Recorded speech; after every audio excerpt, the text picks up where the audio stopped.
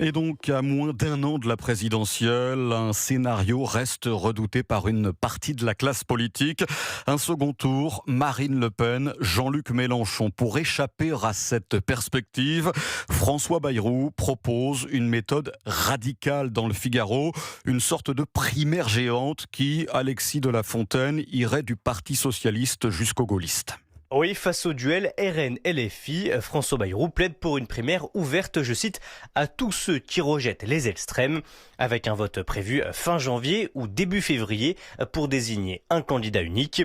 Car selon lui, personne ne fait l'unanimité dans le bloc central, surtout pas Édouard Philippe, pourtant favori des sondages. Le leader centriste invite notamment Bernard Cazeneuve, Michel Barnier, Yaël Braun-Pivet, Bruno Retailleau ou Sébastien Lecornu à participer à cette primaire. Il est temps de sortir de l'ambiguïté, lance François Bayrou à ses concurrents. Mais chez les socialistes, cette idée est immédiatement rejetée par le député Philippe Brun, candidat à la primaire socialiste invité d'Europe 1. J'ai des accords importants avec François Bayrou et la lutte contre les extrêmes, elle ne justifie pas tout.